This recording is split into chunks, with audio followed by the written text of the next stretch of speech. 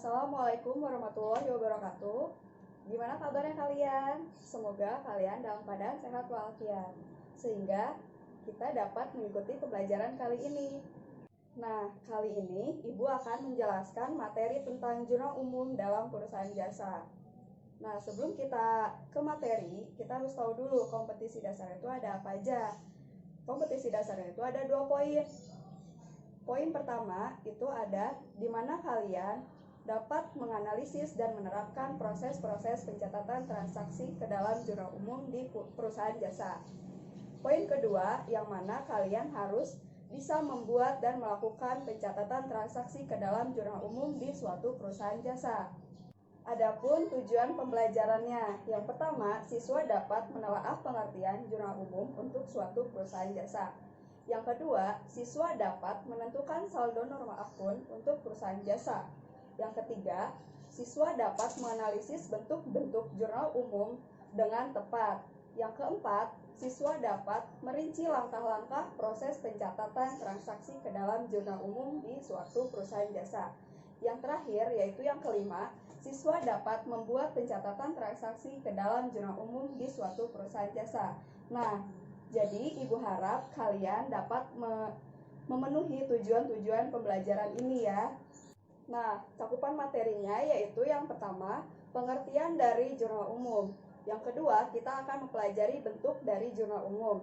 Yang ketiga, kita akan mempelajari juga saldo norma akun. Dan yang terakhir, kita akan mempelajari langkah-langkah dari pencatatan transaksi jurnal umum di suatu perusahaan jasa. Sebelum kita lanjut ke materi, Ibu memiliki kutipan dari Imam Syafi'i yang berbunyi, barang siapa tidak mau merasakan pahitnya belajar, ia akan merasakan hinanya kebodohan sepanjang hidupnya. Nah, maksud dari kutipan tersebut, kita harus belajar walaupun belajar itu terasa membosankan, karena orang yang tidak memiliki ilmu pengetahuan, ia akan diremehkan di sepanjang hidupnya. Nah, kita lanjut ke materi ya. Kita mempelajari pengertian jurnal umum. Jurnal umum merupakan suatu jurnal yang digunakan untuk tempat pencatatan transaksi yang berasal dari bukti-bukti transaksi dalam suatu periode tertentu. Nah, selanjutnya kita harus menentukan saldo norma akunnya dulu. Saldo norma akun ini ada 5. Yang pertama, aset atau harta. Yang kedua, ada utang. Yang ketiga, modal. Yang keempat, pendapatan. Dan yang terakhir ada beban. Nah, aset atau harta ini jika bertambah, ia akan ditaruh di debit. Jika ia berkurang, akan ditaruh di kredit. Kalau utang, jika ia bertambah, akan ditaruh di kredit.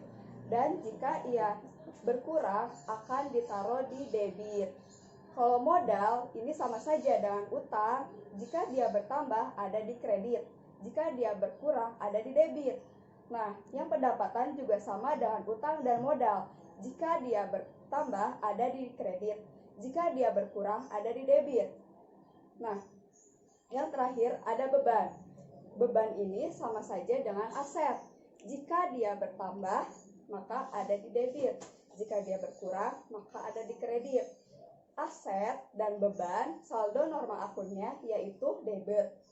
Dan utang, modal, dan pendapatan, saldo normalnya itu ada di kredit. Nah, selanjutnya kalian harus tahu dulu bentuk dari jurnal umum ini seperti apa. Bentuk dari jurnal umum ini seperti yang ada di tampilan sebelah Ibu. Nah, bisa kalian lihat, di awal kalian harus tentuin judulnya dulu. Judul ini terdiri atas nama perusahaan, jurnal umum, dan periode. Nah, nama perusahaannya itu perusahaan apa, perusahaan jasa apa, terus jurnal umum dan periode. Periode ini periode bulan berapa, bulan apa, dan tahun berapa. Nah, selanjutnya ada kalian tulis dulu di atas kolom debit dan kredit itu ada tulisan dalam ribuan rupiah. Nah, dalam ribuan rupiah ini kalian itu dapat mempermudah kalian supaya nanti di kolom debit dan kredit tidak usah ditulis lagi ribuan rupiahnya. Nah, lanjut ke kolomnya. Kolom pertama itu terdiri dari tanggal. Nah, tanggal ini diisi dengan tanggal transaksi yang tertera dalam bukti transaksi. Misalnya 1 Januari 2020. Nah, tanggal tersebut ditaruh di kolom tanggal. Untuk bulan dan tahun cukup dituliskan satu kali saja di awal transaksi. Jika bulannya berubah, maka ditulis ulang di saat bukti transaksi sesuai dengan bulan tersebut dan tahunnya juga.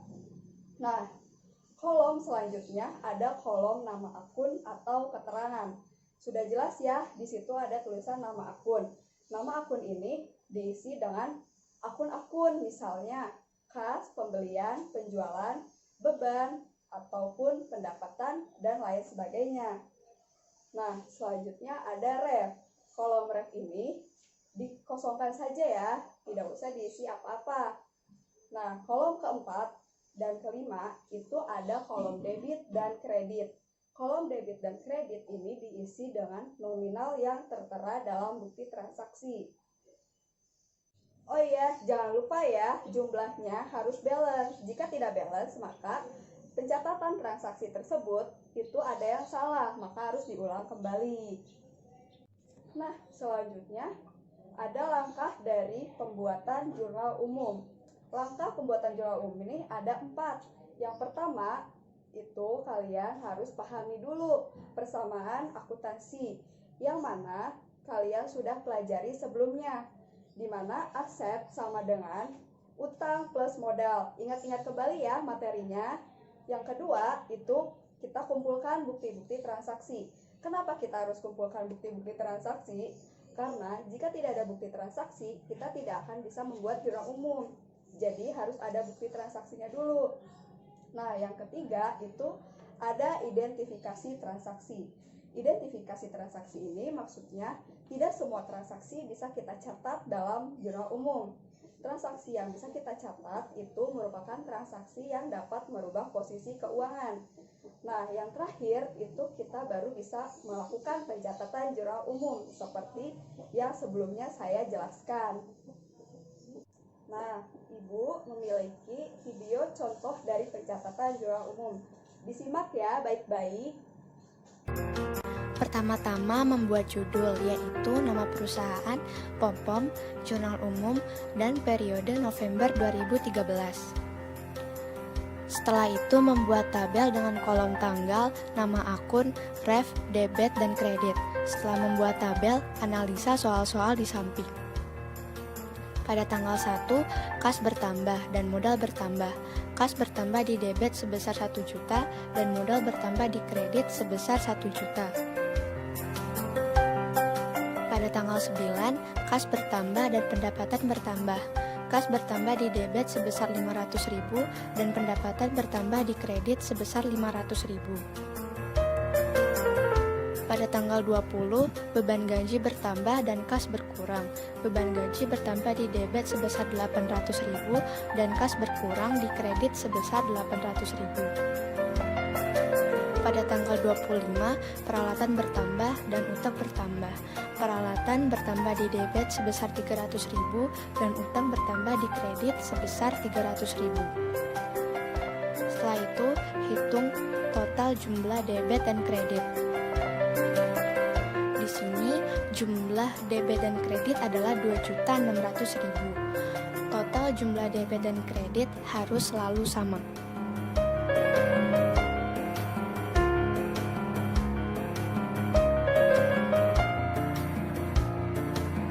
Nah, dari tayangan video tersebut, Ibu harap kalian bisa lebih memahaminya ya.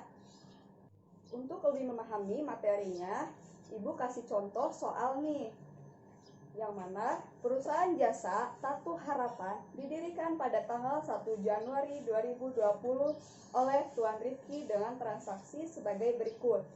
Pada tanggal 1 Januari, Tuan Rifki menyetorkan uang untuk tambahan modal sebesar 50 juta rupiah. Pada tanggal 3 Januari, dibeli sebuah kendaraan seharga 40 juta rupiah dan dibayar secara tunai sebesar 20 juta rupiah dan sisanya dibayar kemudian.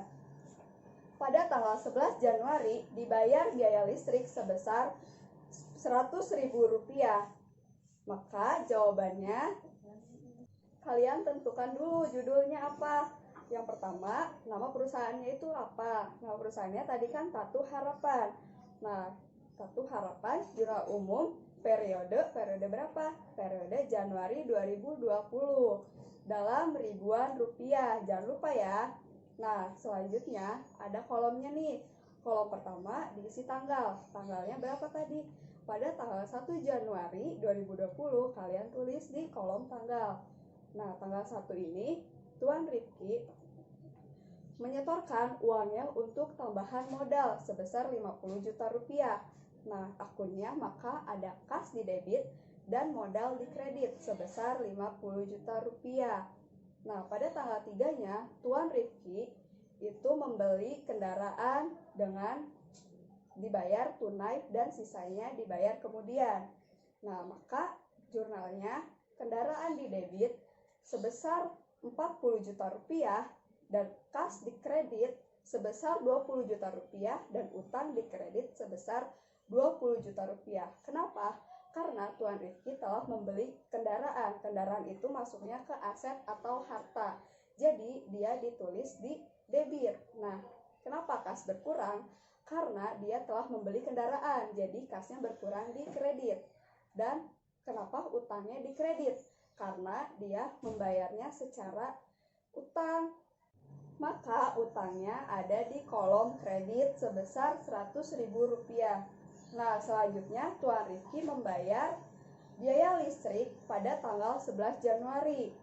Maka akun jurnalnya yaitu beban listrik di debit sebesar Rp100.000 dan kas berada di kredit sebesar Rp100.000.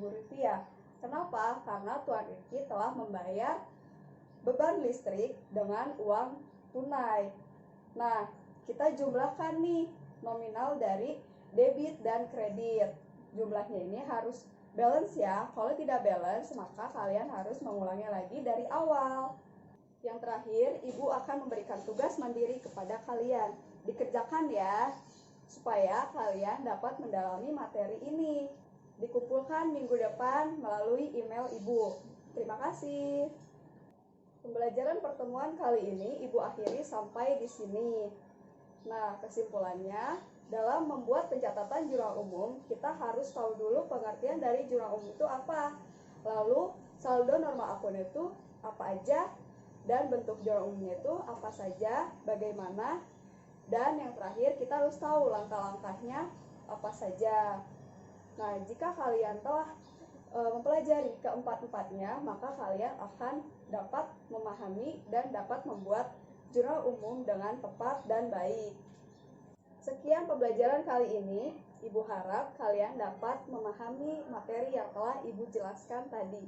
Terima kasih. Wassalamualaikum warahmatullahi wabarakatuh.